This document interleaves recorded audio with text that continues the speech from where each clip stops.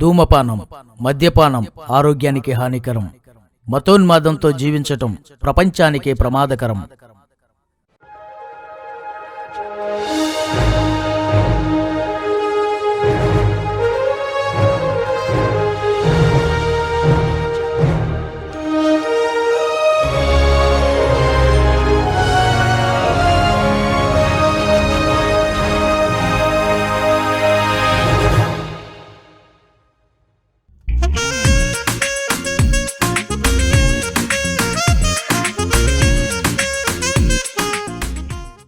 నా భారతీయ సోదరులందరికీ నమస్కారం. ఈ చిత్రం సత్యాసత్యాలను తెలుసుకోవడానికి తీసినదే తప్ప ఎవరిని కించపరచడానికి తీసినది కాదు. ఎవరైనా క్రైస్తవ్యాన్ని స్వీకరించాలంటే తాను కలిగిన మత విశ్వాసాన్ని, తన ప్రామాణిక గ్రంథాల్లో రాయబడిన సందర్భాలను వాస్తవమా కాదా అని పరిశీలించి సత్యమేదో తెలుసుకుని క్రైస్తవ్యం సత్యమార్గమైతే స్వీకరించాలని సందేశమిచ్చే చిత్రమిది. ఈ చిత్రం వలన ఎవరైనా తమ మనోభావాలు దెబ్బతిన్నాయని భావిస్తే పెద్ద మనసుతో మమ్మను మన్నించి వాస్తవాలను గ్రహించవలసినదిగా మనవి చేస్తున్నాము. ఈ చిత్రం చూస్తున్నంతసేపు ఏ మతానికి చెందని వారిగా చూసి తరువాత తగిన నిర్ణయం తీసుకోవాలని ఆశిస్తూ మీ ముందుకు తీసుకువచ్చినదే మా ఈ దేవరహస్యం 2వ భాగం. చూడండి, ఆలోచించండి, మార్పు నందండి.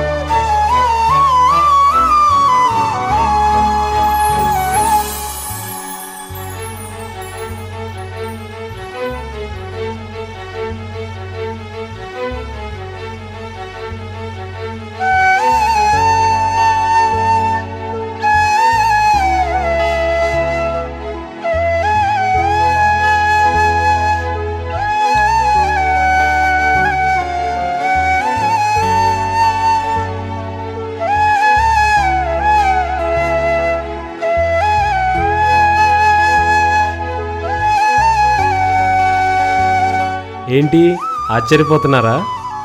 నేను అజయ్ వాళ్ళ అన్నను. ఈ మార్పుకు కారణం ఏంటో తెలుసుకోవాలనుకుంటున్నారా? అయితే నా గాథ మీకు చెప్పాల్సిందే.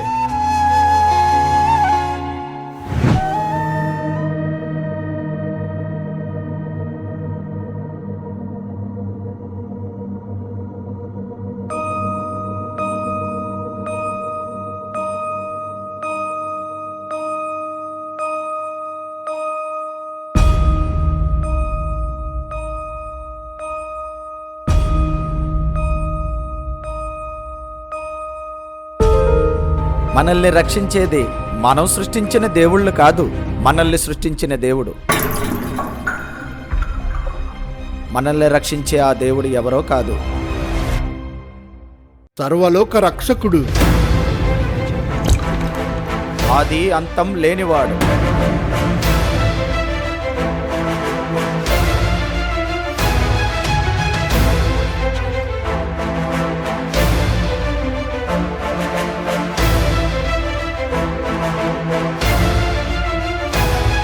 మరణాన్ని గెలిచిన మహాగణుడు,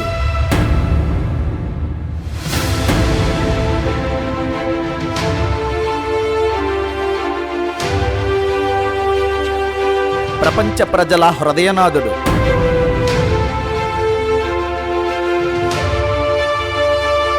అందరికీ ప్రభువు,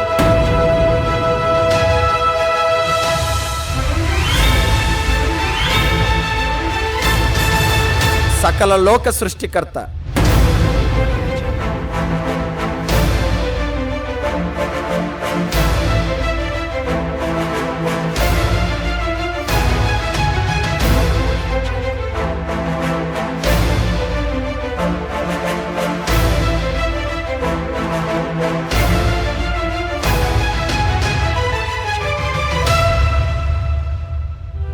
ఆయనే ప్రభువైన యేసుక్రీస్తు.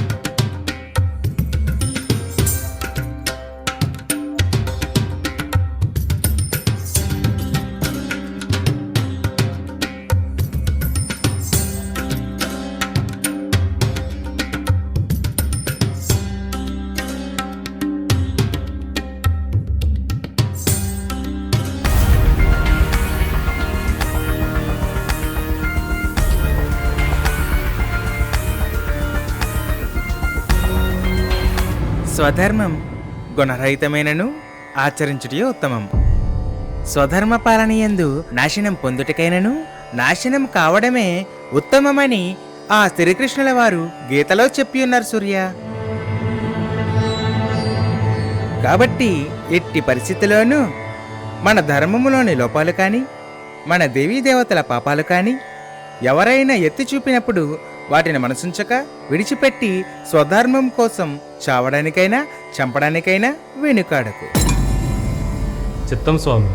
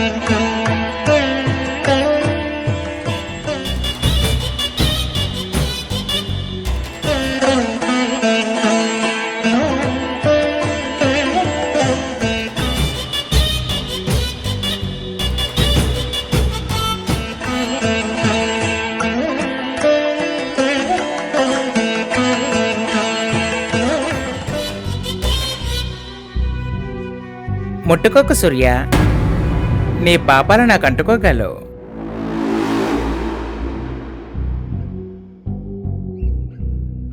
ఆశీర్వాదం కోసం మీ పాదాలు తాకిన నా పాపాలు మీకు అంటుకుంటాయా స్వామి? అలా పద సూర్య, చెట్లగాలి ఆస్వాదిస్తూ మాట్లాడుకుందాం.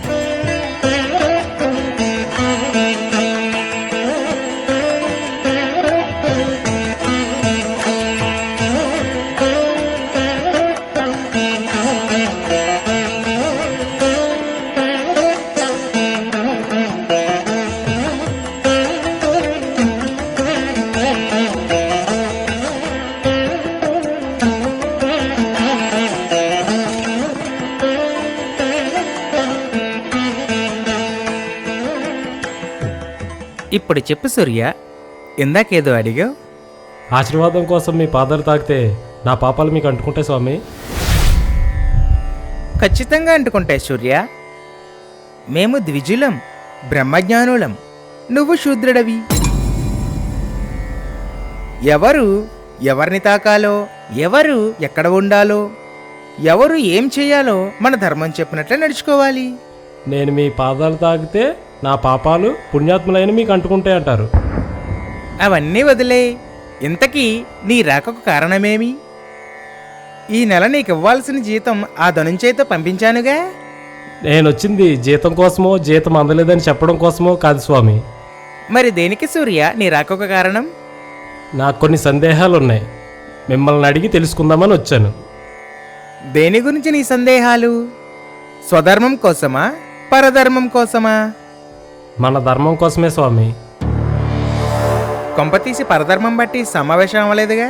మీకెలా తెలుసు? చెబుతా విను. నీలానే స్వధర్మ రక్షణ కోసం జీతమిచ్చి పోషిస్తున్న మనవాడు ఉన్నాడుగా. వాడికి ఎంత చెప్పినా వినకుండా సొంత నిర్ణయాలు తీసుకొని అందరికీ అవమానం తెచ్చాడు. మీరేం చెప్పారు? మనోడేం చేశాడు స్వామి? పరధర్మాన్ని విమర్శిస్తూ సామాజిక మాధ్యమాల్లో వీడియోలు పోస్టులు పెట్టమని మనవాడికి చెప్పాను. కానీ ఈ మధ్య ఎవరో పాస్టర్ అడిగిన ప్రశ్నలకు సమాధానం చెప్పలేకపోయాడట. మొత్తం సామాజిక మాధ్యమాల్లో ఈ వార్త కోడేకి వస్తుంది. నేను కూడా విన్నా స్వామి, ఆ వింతంతా చూశాను కూడా. ఓడిపోయిన ధర్మం కోసం డిబేట్లు చేయవచ్చు కానీ గెలిచిన ధర్మం, పైగా విశ్వవ్యాప్తమైన ధర్మం కోసం డిబేట్లు చేస్తే ఇలానే తగలబడుతుంది. మరి అలాంటిది ఏం లేదు స్వామి, మరలా ఫాషనల్ డిబేట్కి పిలిచాడు అనుకుంటా. సూర్య, ఇలా అయినా కవర్ చేయకపోతే మన పరివేం కావాలో చెప్పు. ఇంతకీ నీ సందేహాలు దేనికోసమో చెప్పలేదు. మన ధర్మం కోసమే స్వామి. అనుకున్నాను. ఖచ్చితంగా నువ్వెవరితోటో కూర్చున్నట్టున్నావు, వాడిని తలంటేశాడు. ఇలా వచ్చి సందేహాలు అంటున్నావు. మన ధర్మం కోసం, మన దేవీ దేవతల కోసం మీరు కూడా ఎప్పుడు చెప్పని సంగతులు వారు మన గ్రంథాల నుంచి చెబుతుంటే నిజమే అనిపిస్తుంది స్వామి. వాళ్ళంతే సూర్య. గీతలో శ్రీకృష్ణుల వారు ఏం చెప్పారు? నాకు గుర్తుంది స్వామి, స్వధర్మం గుణరహితమైనదైనా దానిని అనుసరించాలి. స్వధర్మ పాలనలో నాశనం అయిపోయిన పరధర్మం వైపు మళ్ళకూడదు. అంతేగా స్వామి? ఇక సెలవిప్పించండి, నేను వెళ్తాను. సూర్య, సూర్య, ఎందుకంత ఆవేశం?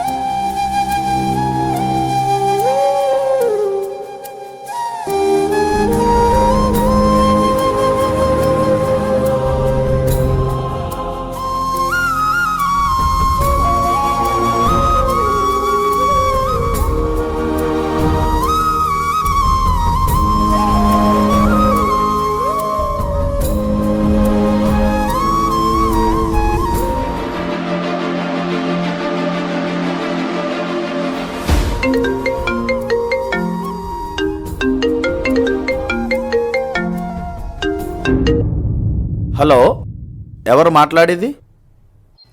నా పేరు సూర్య, నేను తూర్పుగోదావరి జిల్లా నుండి మాట్లాడుతున్నాను. సూర్య అంటే? మీరు మా ఊరొచ్చి మా గ్రంథాల కోసం, మా దేవుళ్ళ కోసం చెప్పి మీ యేసు కోసం చెప్పారు కదా. ఓ, అజయ్ వాళ్ళ అన్నయ్యవా? చెప్పు తమ్ముడు, నువ్వు కాల్ చేసావేంటి? నేను అడిగిన దానికి సూటిగా సమాధానం చెప్పండి. అడుగు తమ్ముడు. ఇంద్రునికి అండాలు ఊడిపోయాయని చెప్పారుగా. అవును. అండాలు ఊడిపోయిన ఇంద్రుడు బ్రతికాడా చనిపోయాడా? మంచి ప్రశ్న తమ్ముడు. నీకు వచ్చినట్టు ఈ అనుమానం అందరికీ వచ్చుంటే బాగున్ను.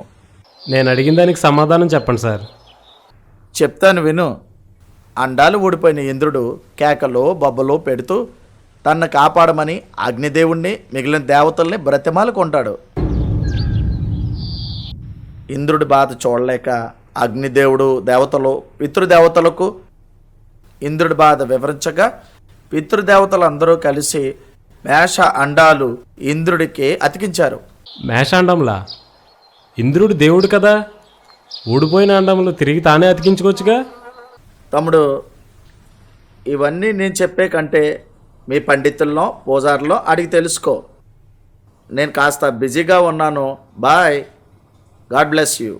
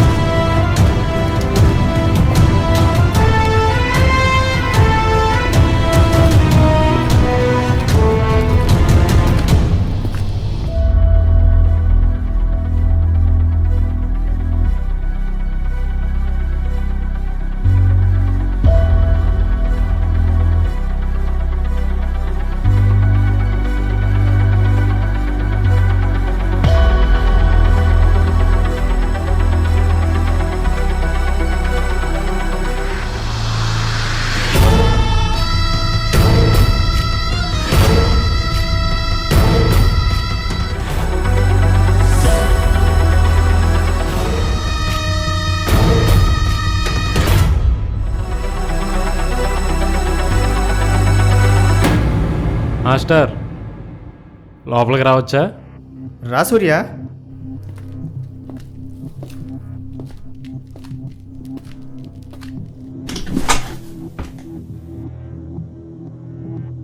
ఎలా వచ్చావేంటి సూర్య? నా హెల్ప్ ఏమైనా అవసరమా? అదేం లేదు మాస్టర్, మిమ్మల్ని అందరిలో ప్రశ్నించి అవమానించాను, క్షమించండి మాస్టర్.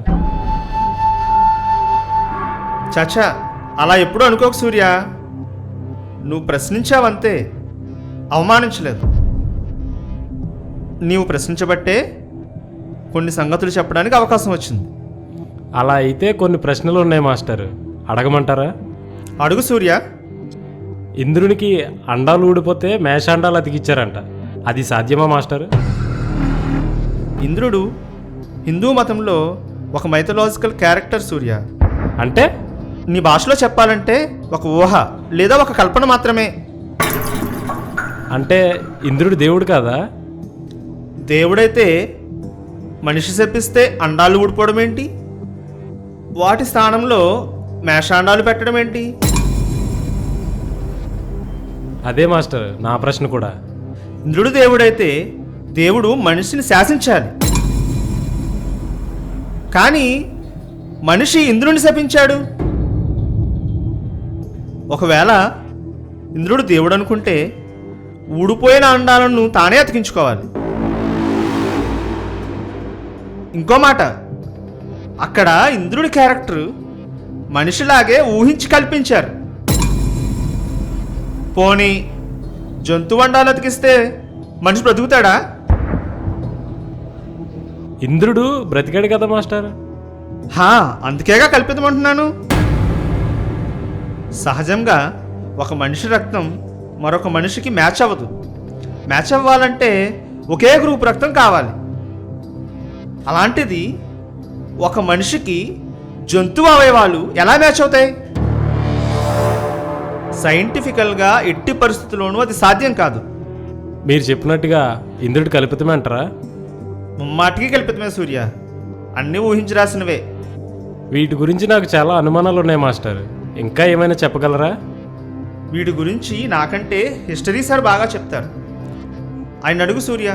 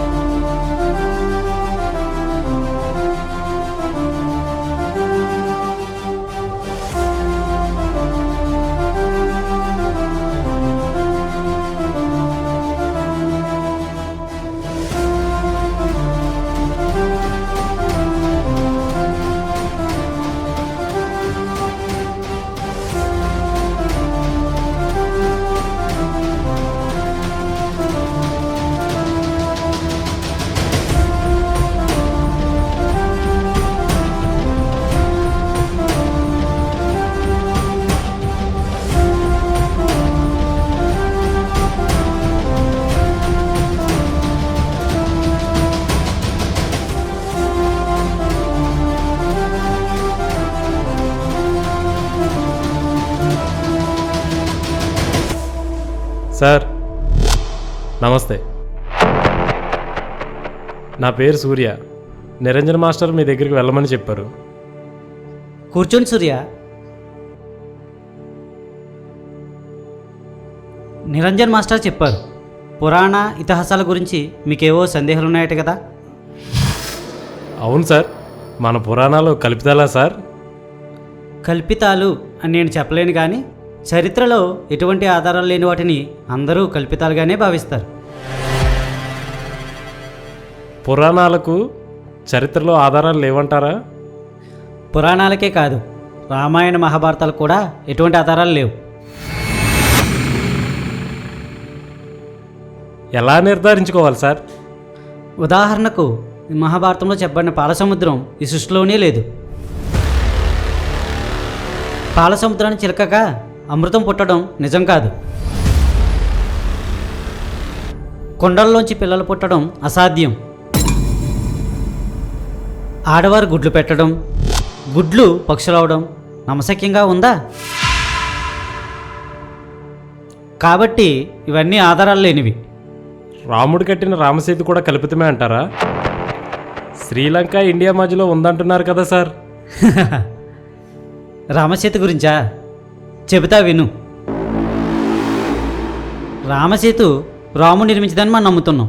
నమ్మినంత మాత్రాన అది నిజమైపోదు. రామసేతుకు మరొక పేరు యాడమ్స్ బ్రిడ్జ్. అది మన దేశంలో తమిళనాడులో ఒక భాగమైన రామేశ్వరం ద్వీపానికి, శ్రీలంక దేశానికి చెందిన మన్నార్ ద్వీపానికి మధ్య ఉన్న ఇసుక దెబ్బల శ్రేణి.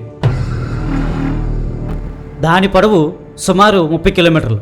కానీ రామాయణంలో రాముడు నిర్మించిన వంతెన పొడవు 100 యోజనాలు, అనగా 480 కిలోమీటర్లు. రాముడు మరియు వానరులు అనేక వృక్షాలతోనూ పర్వతాలతోనూ పెద్ద పెద్ద శిలలతోనూ ఆ వంతెన నిర్మించారని రామాయణం చెబుతుంది. రామసేతు అనబడిన యాడమ్స్ బ్రిడ్జ్ మాత్రం సముద్రంలోని దగ్గరగా ఉన్న 2 ద్వీపాల మధ్యలో ఇసుక, సున్నపురాళ్ల దిబ్బలు, సముద్ర కెరటాల వలన ఏర్పడిన సహజ నిర్మాణం. అంటే ఇన్నాళ్ళు మన వాళ్ళు నమ్ముతున్నవన్నీ కల్పితాలే అంటారా? నమ్మలేకపోతున్నా సార్. నమ్మకాలు దేవుంద్ర సూర్య, ఆధారాలతో కూడిన నిజాలే నిలుస్తాయి, నిరూపణకు ఉపయోగపడతాయి. మరి శ్రీకృష్ణుల వారి ద్వారకా నగరం కూడా ఉందని అంటున్నారు కదా సార్? నీ విధి కూడా అడుగుతావని ఊహించాను. అది కూడా చెబుతావు విను. మనోళ్ళు ద్వారకా అని దేన్నైతే చూపుతున్నారో అది ఒక పోర్టు మాత్రమే, నగరం కాదు. ఎలా చెప్పగలరు సార్? భాగవతంలో శ్రీకృష్ణుడికి 16,108 మంది భార్యలని చెప్పబడింది. ఒక్కొక్క భార్యకు ఒక్కొక్క అంతఃపురం ఉండేదట. ఒక్కొక్క అంతఃపురంలో 10కి పైగా గదులుండేవట. ఈ లెక్కన కేవలం శ్రీకృష్ణుని భార్యలకే ఒక నగరం సరిపోదు.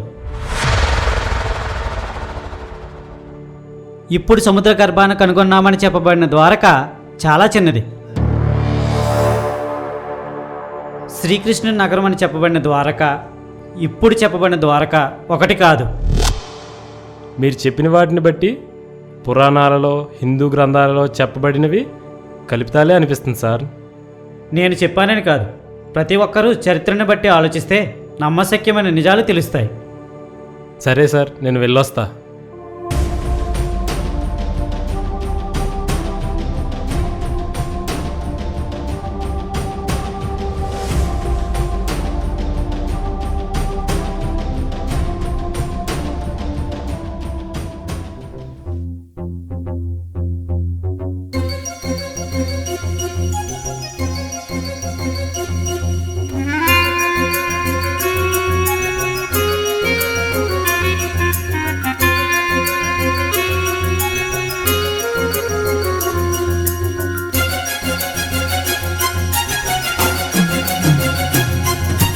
సత్యం కొరకు అన్వేషణ, సత్య మార్గం కొరకు అన్వేషణ, జ్ఞానం కొరకు అన్వేషణ, దైవ జ్ఞానం కొరకు అన్వేషణ, సత్యం కొరకు అన్వేషణ, సత్య మార్గం కొరకు అన్వేషణ, జ్ఞానం కొరకు అన్వేషణ, దైవ జ్ఞానం కొరకు అన్వేషణ, సత్యాలను తెలుసుకొనుటకు, సంశయాలను తీర్చుకొనుటకు, దైవమెవరో తెలియబడుటకు, నిత్య జీవం పొందుకొనుటకు సాగే అన్వేషణ, ఆగది అన్వేషణ, సాగే అన్వేషణ, ఆగది అన్వేషణ.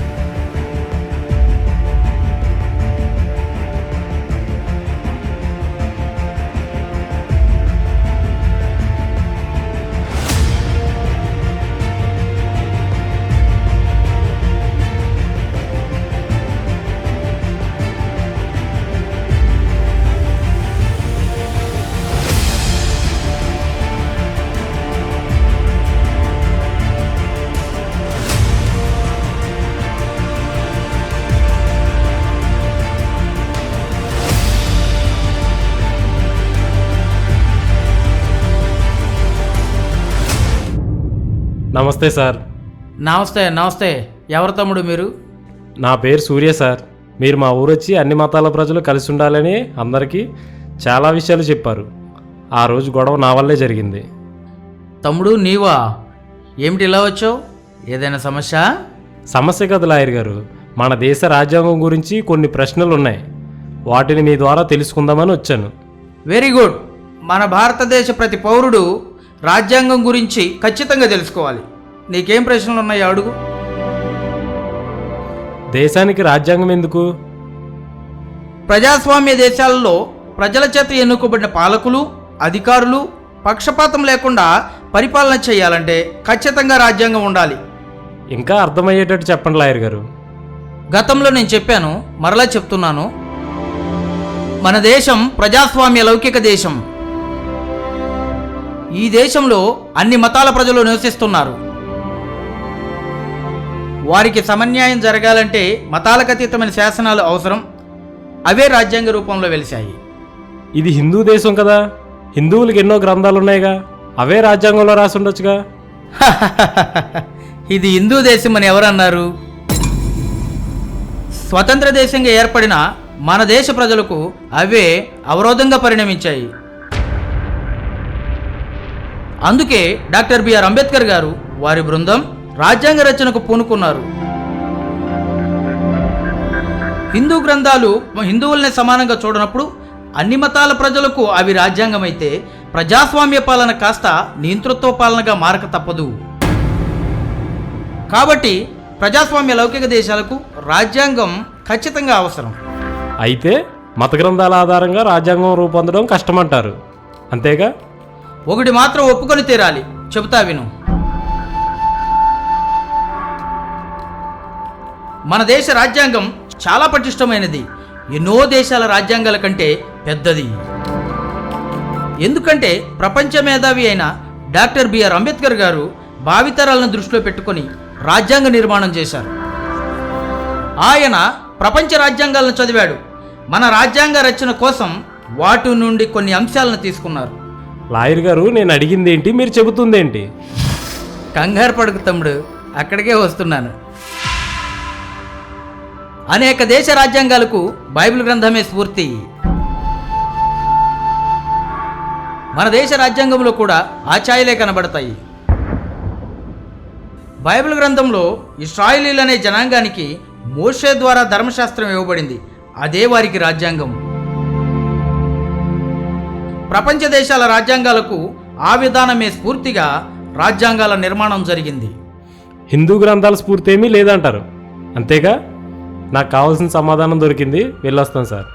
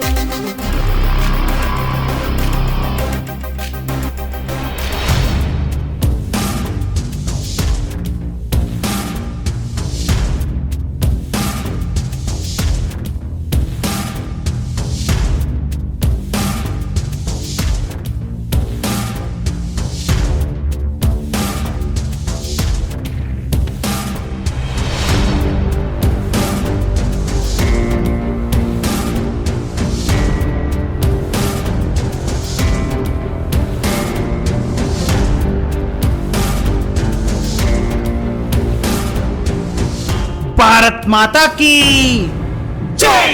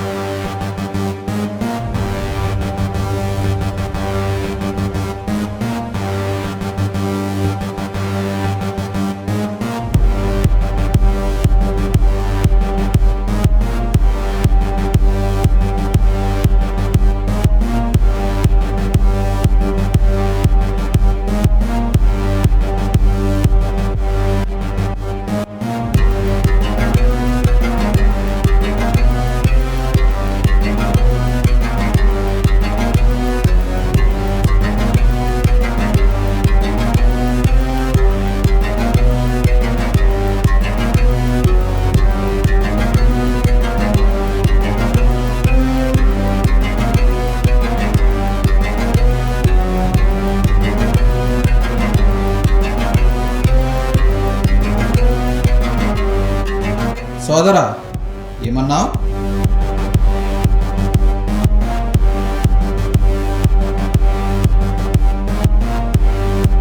భారత్ మాతాకి జై అన్నాను. రోజు కాలేజ్ దగ్గర ఆడపిల్లలను ఆట పట్టించేది నీవే కదా?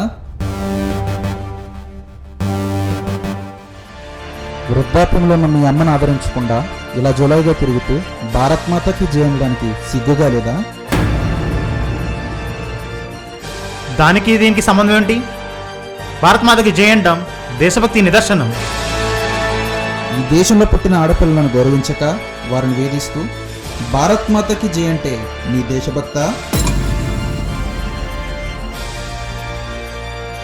తల్లిని ప్రేమించక, అమ్మని ఆదరించక ఇలా జొలగా తిరగడం నీ దేశభక్త?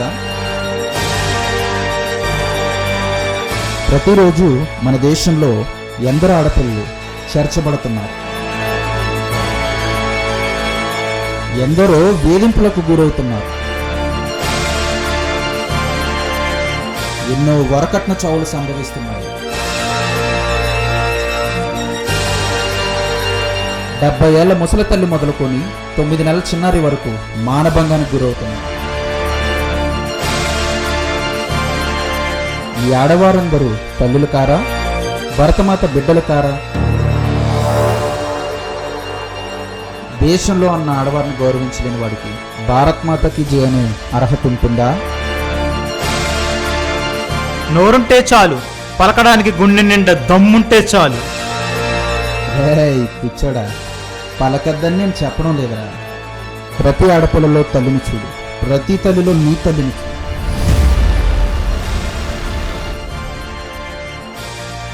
తల్లులపై చెల్లెళ్లపై జరుగుతున్న అఘాయిత్యాలు అరికట్టు.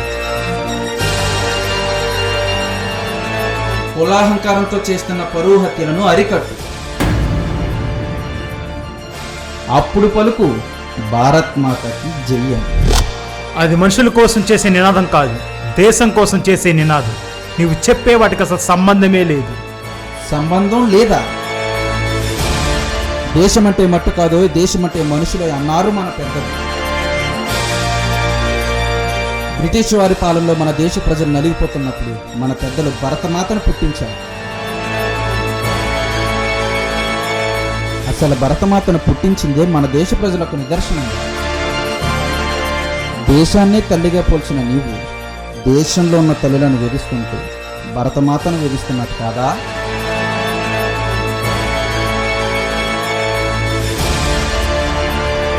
కులం మతం అంటూ మనుషుల మధ్య చిచ్చు పెడుతూ భారత్ మాతకి జై అంటున్నారంటే మీకంటే పశువులు నయం రా. చీ, మారన్ రా.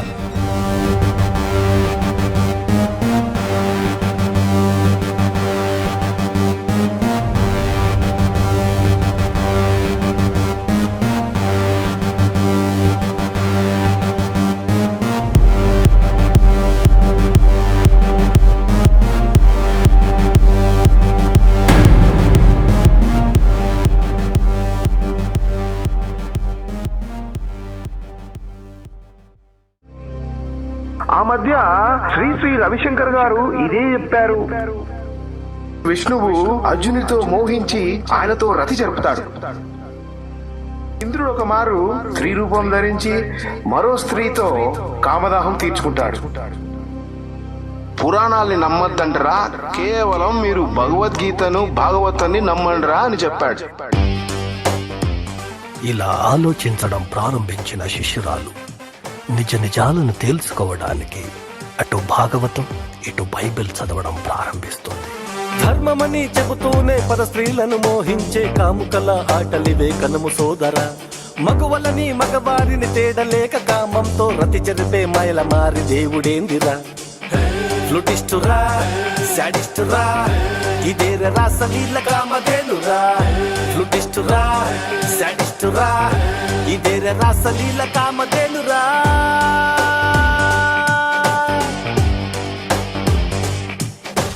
మనసులోన ఉన్నదంతా కామకేళి చూడు. ఆడోళ్ల చీరలతో తగడు పూతలు, చేతులెత్తి మొక్కితే ఇస్తనన్న కృష్ణుడు. కిట్టన్న క్రియలు తెలిపేదొకట చెడుగుడు. నిజాతి నీచ కార్యాలు చేసిరే, వీళ్ళని నమ్మువారు మంచి నెరగరే. నిజాతి నీచ కార్యాలు చేసిరే, వీళ్ళని నమ్మువారు మంచి నెరగరే. విరిచోరులే, విరిజారులే, జరత్వం చేసి దోషం లేదంటిరే. విరిచోరులే, విరిజారులే, జరత్వం చేసి దోషం లేదంటిరే.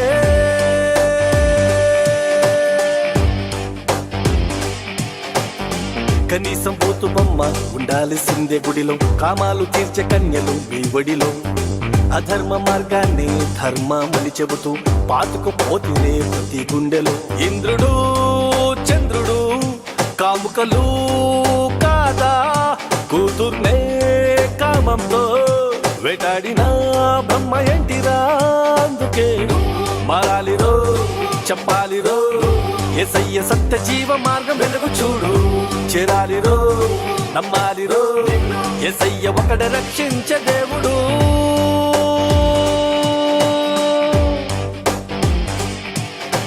నాలో పాపం లేదని, చీకటసలు లేదని అంటున్నది యేసు ఎంత మధురము.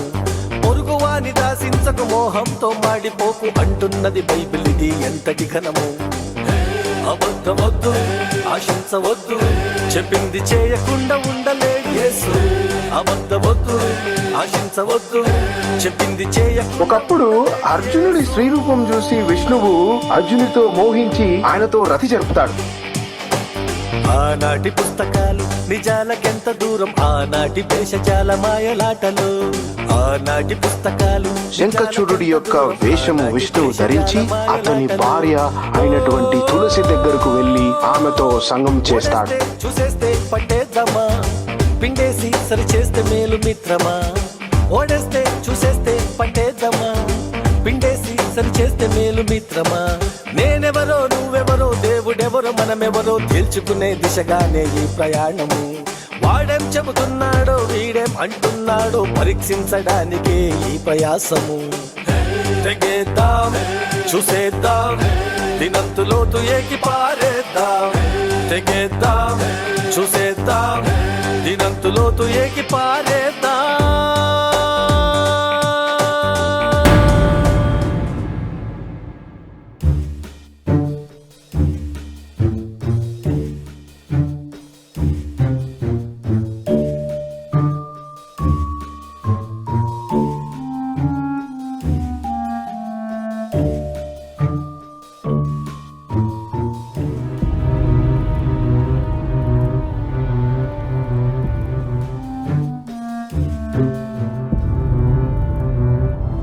పంతులు గారు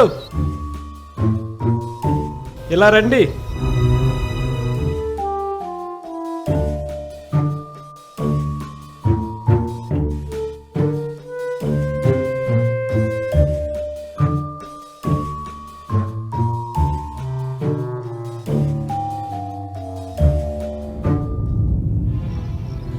ఏం నాయనా, నా అవసరత ఏమొచ్చింది?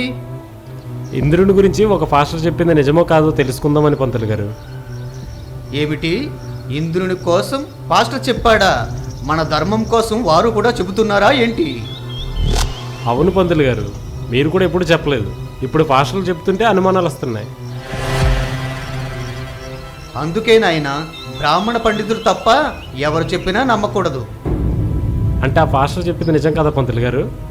లేదా పాస్టర్ చెప్పాడని నమ్మకూడదా? అది కాదు నాయనా, ఇంతకీ ఆ పాస్టర్ ఏం చెప్పాడేంటి? గౌతమ్ మహర్షి శపిస్తే ఇంద్రుని అండాలు ఊడిపోయాయట.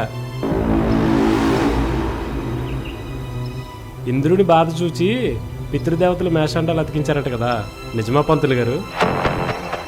అవన్నీ మనకు తెలియాల్సిన అవసరం ఏముంది నాయనా?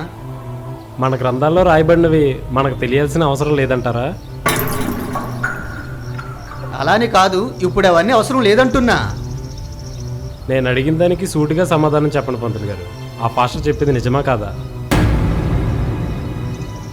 అన్న అడుగుతున్నారుగా పంతులు గారు, చెప్పడానికి ఎందుకు ఇబ్బంది పడుతున్నారు? నిజమే నాయనా, ఇంద్రుడు అహల్యను మోహించి సంభోగించినప్పుడు గౌతమి మహర్షి శాపం వలన ఇంద్రుడికి అండాలు ఊడిపోయినవి. మేషాండాలు అతికిచ్చారంట, నిజమా? నిజమే నాయనా. అయితే ఒక ప్రశ్న, ఇంద్రుడు దేవుడు కదా, ఊడిపోయిన అండాలు తానే అతికించుకోవచ్చుగా? నాయనా, ఆ వృత్తాంతంలో మనం తెలుసుకోవలసింది అది కాదు. మరేం తెలుసుకోవాలి? బ్రహ్మ ఋషి తపోశక్తి ముందు ఇంద్రుడైనా శివుడైనా చివరకు బ్రహ్మదేవుడైనా తలదించాల్సిందే అనే పరమార్థం తెలుసుకోవాలి. అంటే ఆ పాస్టర్ చెప్పింది నిజమే అన్నమాట. మరలా ఏం చెప్పారు నాయనా? ఇప్పటి వరకు మా వాళ్ళందరూ చెప్పిన సంగతులను బట్టి మీ ధర్మంలోని మీ దేవుళ్ళ కంటే మునులు మహర్షులైన బ్రాహ్మణులే శక్తిమంతులుగా కనబడడం లేదా? దేవుడు ఈ సర్వ సృష్టిని కలుగజేసి ఈ సృష్టిలో భూమిపై మనిషిని సృష్టించిన వాడు మహాశక్తివంతుడు, మహోన్నతుడు. అలాంటి దేవుణ్ణి మునులు మహర్షులైన బ్రాహ్మణులు శపిస్తే శాపానికి గురవడమా? మీకు అర్థం కావడం లేదా? ఈ బ్రాహ్మణులే తమ ఆధిపత్యం కోసం దేవుళ్ళను సృష్టించి ఆ దేవుళ్ళు తమకు భయపడుతున్నట్టుగా చిత్రీకరించి తరతరాలుగా మన భారతదేశ ప్రజలను మోసం చేశారు. దేవుని శక్తి ముందు మనుషుల శక్తి ఏ పాటిది? కానీ మీ ధర్మంలో మునులు మహర్షులైన బ్రాహ్మణులే శక్తిమంతులుగా కనబడుతున్నారు. ఇప్పటికైనా ఆలోచించండి, మన దేశంలోని దేవుళ్ళు మనుషులు సృష్టించిన దేవుళ్ళ, మనుషుల చేత సృష్టింపబడిన దేవుళ్ళ? అలా చెప్పారా నాయన? అవన్నీ అబద్ధాలు.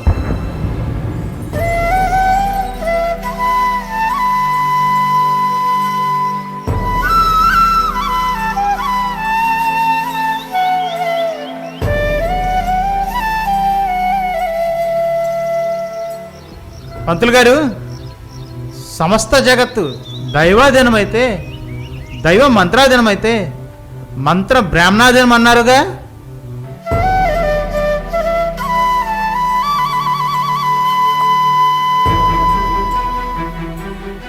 సాక్షాత్తు శ్రీకృష్ణుల వారే ఆ మాట చెప్పారు నాయన. దీనిని బట్టి ఆ పాస్టర్లు చెప్పింది నిజమేగా పంతులు గారు? ఓ పాస్టర్ వెళ్ళరా.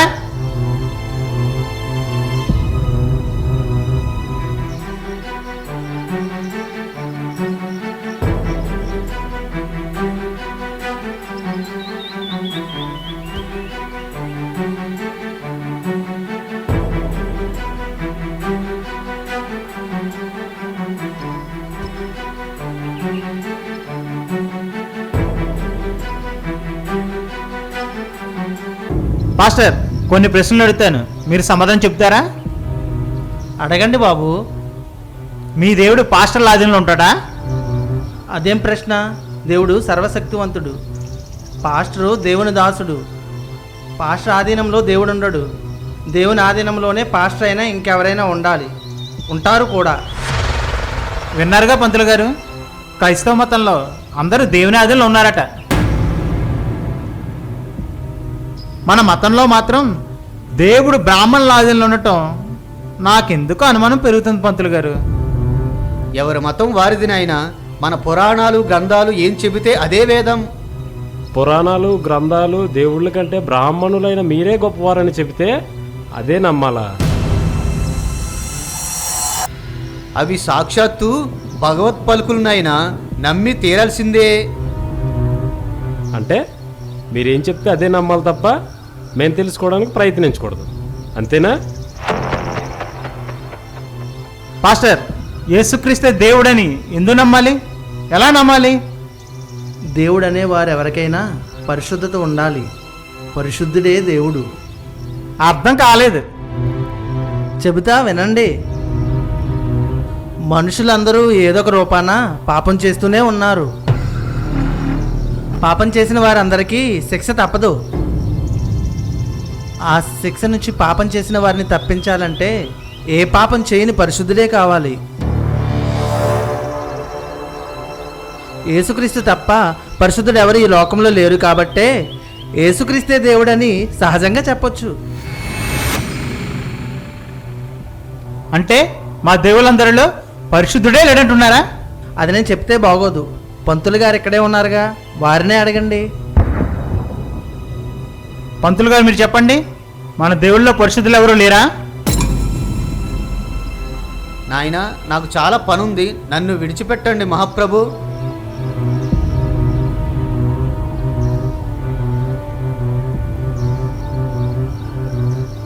దీనిని బట్టి మీకేమర్థం అవ్వాలి? యేసుక్రీస్తే దేవుడు. ఆయనే మనుషుల పాపం నుండి విడిపించగలడు. పాపం చేసిన వాడిని శిక్షించాలి కానీ విడిపించడం ఏంటి? దుష్ట శిక్షణ చేయాలిగా. అలా అయితే మిమ్మల్ని కూడా శిక్షించాలి. తప్పు చేసిన ప్రతి ఒక్కరిని శిక్షిస్తే ఈ భూమి మీద మనుషులు ఎవరు మిగలరు. పాపం చేస్తున్న అందరికీ మారే అవకాశం ఇస్తూ అందరినీ కాపాడుతున్న యేసుక్రీస్తు దేవుడు కాక మరెవరో మీరే చెప్పండి. పాస్టర్, మరొక ప్రశ్న. చూడు తమ్ముడు, యేసుక్రీస్తు దేవుడని మీకు అర్థమైతే బైబిల్ చదవాలని మనసొస్తుంది. బైబిల్ చదివితే మీ ప్రశ్నలన్నిటికీ సమాధానం దొరుకుతుంది.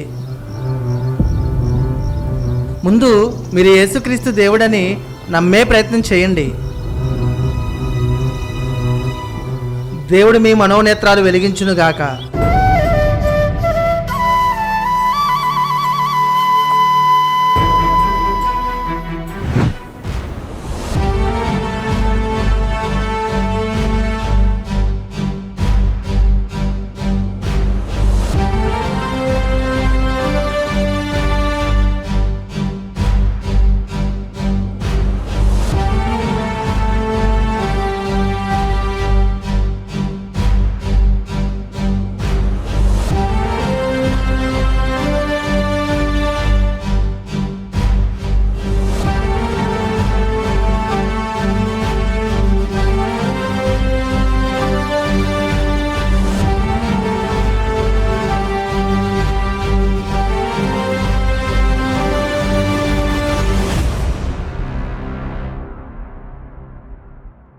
ఏం సూర్య ఇలా వచ్చావు?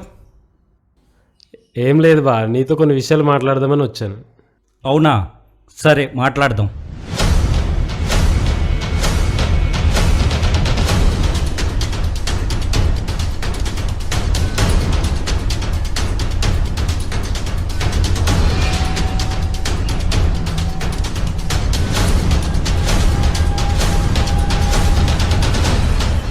ఇప్పుడు చెప్పు సూర్య, ఏదో మాట్లాడాలన్నావు.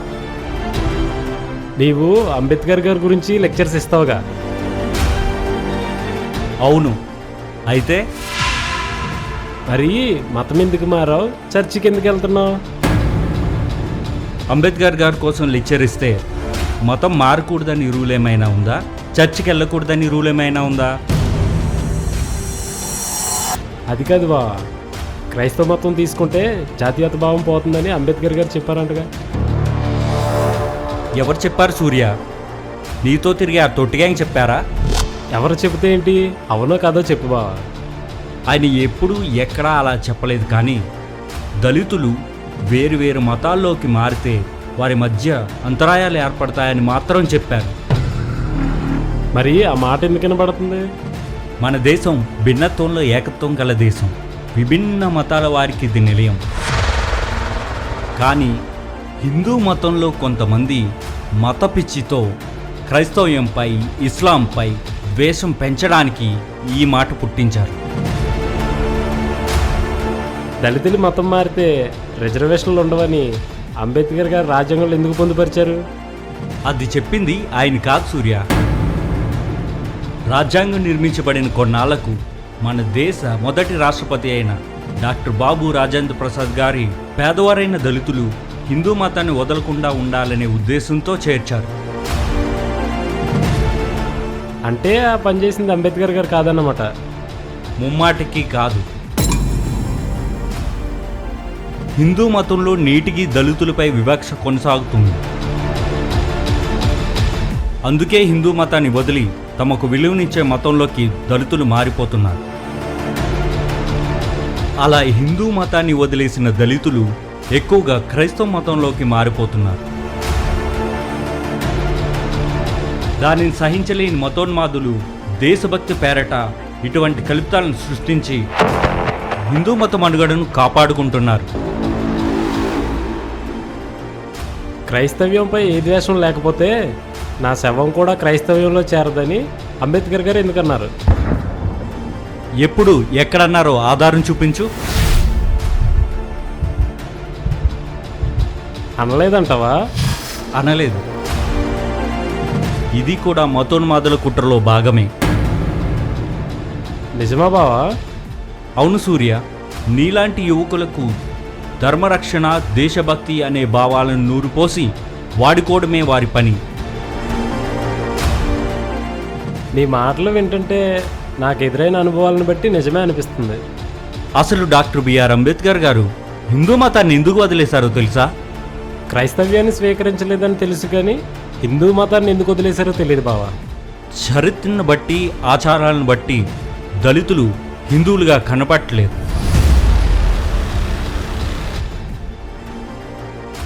అదేంటి బావా, దళితులు హిందువులేగా? మన దేశ ప్రజలకు తెలియని డాక్టర్ బిఆర్ అంబేద్కర్ గారు చెప్పిన నిజాలు చెప్తా విను. దళితులు హిందువులే అని చెప్పడానికి రామాయణ మహాభారతాలను సృష్టించారని ఆయన చెప్పారు. బ్రాహ్మణుల ఆధిపత్యం కోసం భగవద్గీత రాసుకున్నారని కూడా చెప్పారు. అంతేకాదు, పేదవారిని అణగుద్రొక్కడానికే వర్ణ వ్యవస్థ సృష్టించారని కూడా చెప్పారు. బ్రాహ్మణులే తమ ఆధిపత్యం కోసం ఇవన్నీ సృష్టించారన్నమాట. అందుకే ఆయన హిందూగా మాత్రం చావనని చెప్పారు. ఇక వెళ్దామా?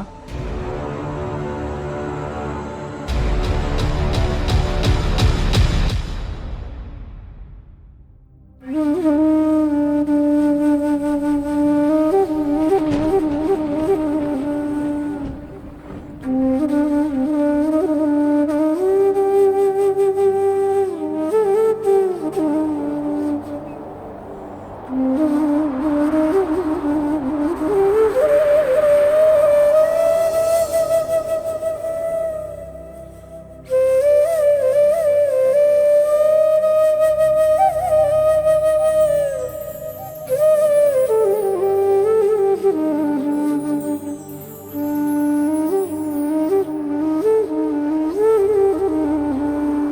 పాస్టర్ గారు,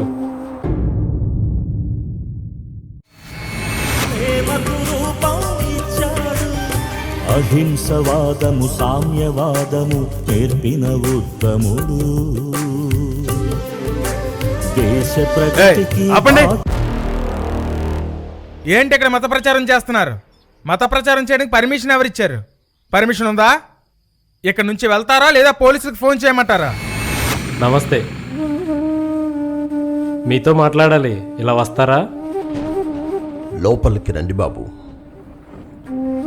లోపలికి వచ్చే అర్హత నాకు లేదు పాస్టర్ గారు. ఎప్పుడూ అలా అనుకోవద్దు బాబు. దేవుని యొక్క మందిరంలోకి రావడానికి అందరూ అర్హులే.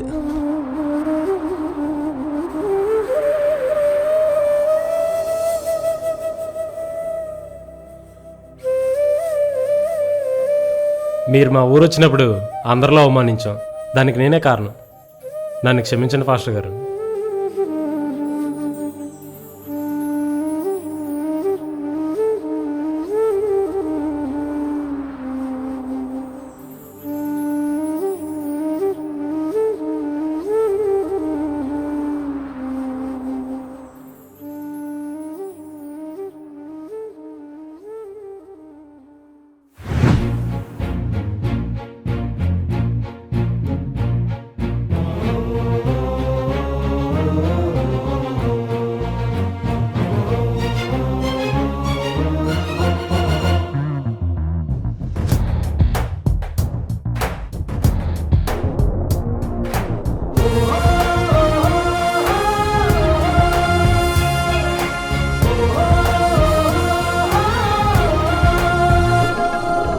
ఎవరు జయించలేని ఈ లోకాన్ని, ప్రతి ఒక్కరు ప్రియముగా ఎంచే దేహాన్ని, అందరులోనై చేసే పాపాన్ని, బలవంతులు సహితం భయపడిపోయే మరణాన్ని జయించిన జయశాలి క్రీస్తేసే జయశాలి.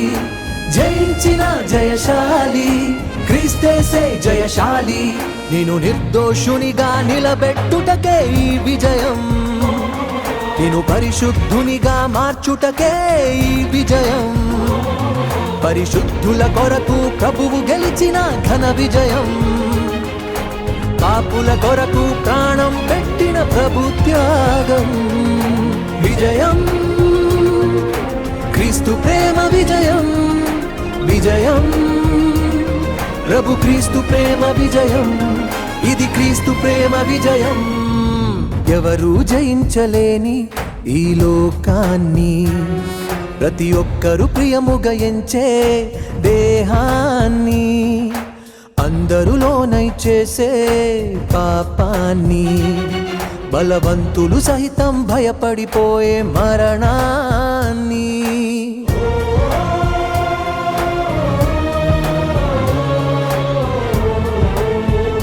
లోపలికి రా అన్న. ఏం అక్కడే నిలబడిపోయావు?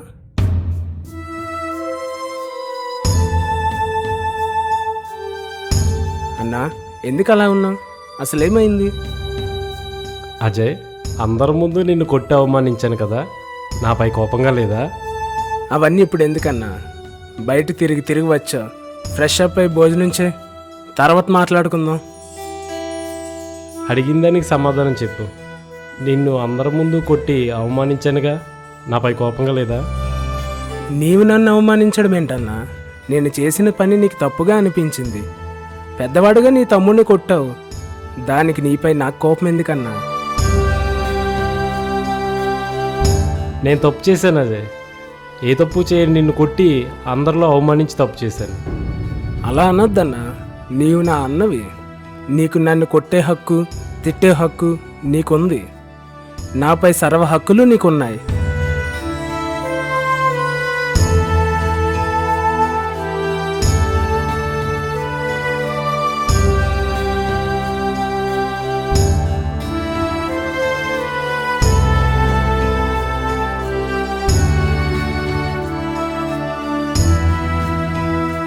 అజయ్, ఇంతకు ముందే అన్నాడు చూడని మనిషిని నీలో చూస్తున్నాను రా. ఈ మార్పుకి కారణం ఏమిట్రా? నీవు కోప్పడకుండా శాంతంగా వింటానంటే చెప్తానన్నా. నేనే అడుగుతున్నానుగా, చెప్పరా. ఈ మార్పుకి కారణం ప్రభువైన యేసుక్రీస్తే అన్నా. నీవు నన్ను కేవలం చెంపదబ్బే కొట్టావు. యేసుక్రీస్తు వారు పడిన శ్రమలలో ఇది ఏమాత్రం అన్నా. పైగా నేను తప్పు చేశాననే భావంతోనే నన్ను కొట్టావు. తప్పు చేసిన వాడు శిక్ష అనుభవించడం న్యాయమే అన్నా. కానీ ఏ తప్పు చేయని యేసుక్రీస్తు వారిని ఘోరంగా శిక్షించినా ఆయన ఒక్క మాట కూడా అనకుండా వాళ్ళని క్షమించాడు. నా మార్పుకు ఆయనే ఆదర్శం అన్నా. ఆయన ఏ తప్పు చేయకుండానే శిక్షింపబడ్డా. ఆయన చేసిన తప్పుకే మరణశిక్ష విధించారట కదా. అలా అని ఎవరు చెప్పారన్నా? అదేరా, మన వాళ్ళందరూ అలాగే చెప్తారుగా. వాళ్ళు మనోళ్ళు కాదన్నా, మతోన్మాదులు. వాళ్ళ సంగతి ఇప్పుడు ఎందుకులే, నువ్వు చెప్పు. నీ మాటలు వినాలనిపిస్తుంది. అన్న, ఈరోజు నాకు చాలా ఆనందంగా ఉంది. మా అన్నయ్య నాతో మాట్లాడుతుందని అనిపిస్తుంది. చెప్పజయ్, యేసుక్రీస్తు ఏ తప్పు చేయకుండానే శిక్షింపబడ్డా? అవునన్నా, భూమిపై పుట్టిన మనుషులందరూ కూడా ఏదో ఒక రూపాన పాపం చేస్తూ ఉన్నారు.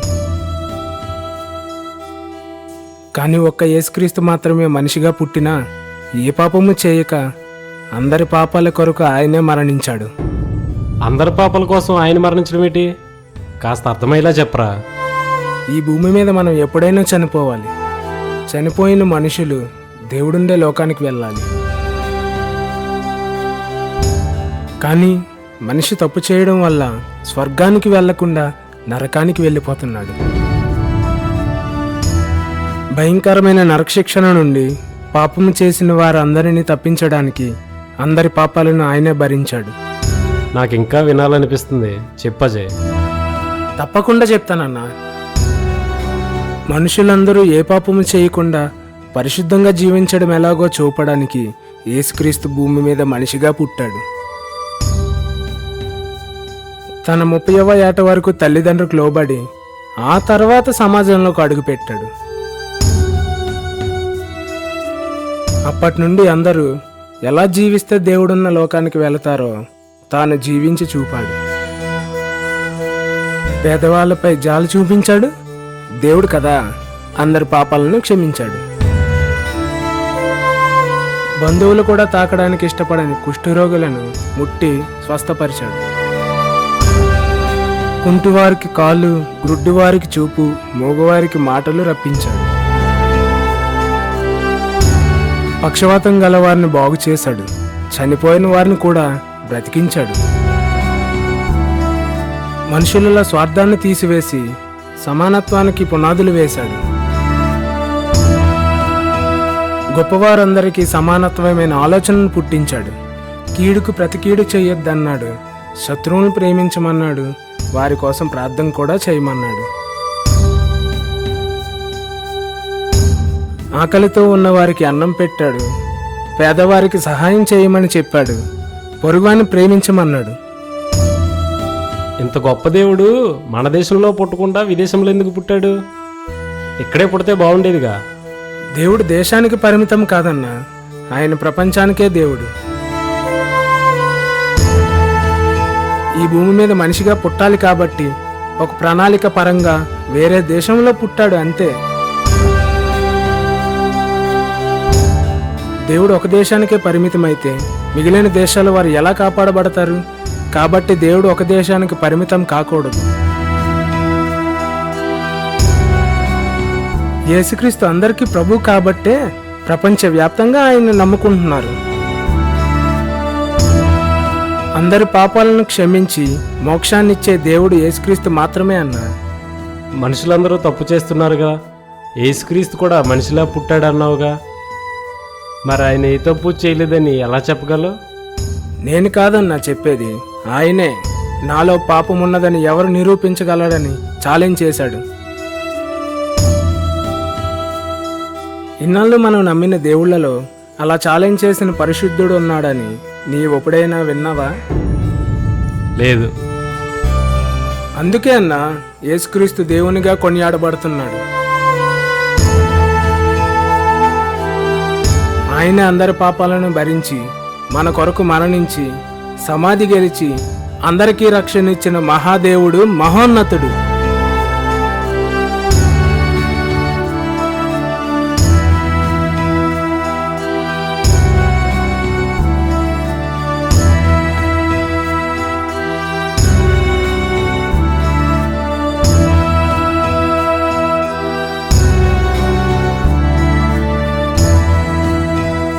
నేను యేసుక్రీస్తుని నమ్ముకుంటాను రా. నాకు బాప్తిస్మం ఇమ్మని ఫాస్టర్ గారికి చెప్తావా? తప్పకుండా అన్న, ఇప్పుడే చెప్తాను.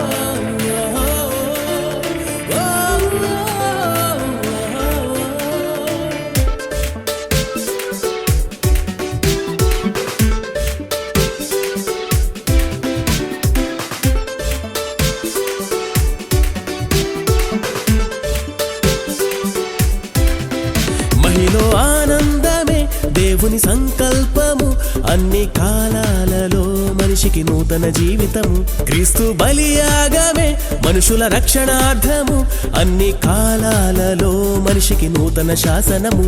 మహిలో ఆనందమే దేవుని సంకల్పము, అన్ని కాలాలలో మనిషికి నూతన జీవితము. క్రీస్తు బలియాగమే మనుషుల రక్షణార్థము, అన్ని కాలాలలో మనిషికి నూతన శాసనము.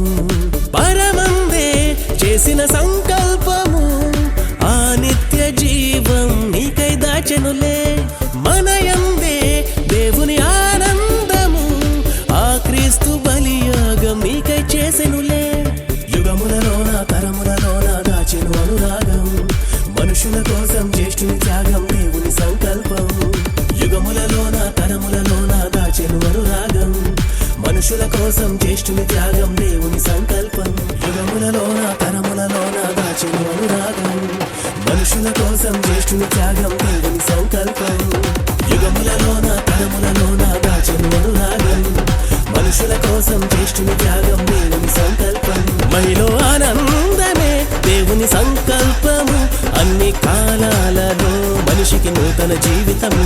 క్రీస్తు బలియాగమే మనుషుల రక్షణార్థము, అన్ని కాలాలలో మనిషికి నూతన శాసనము.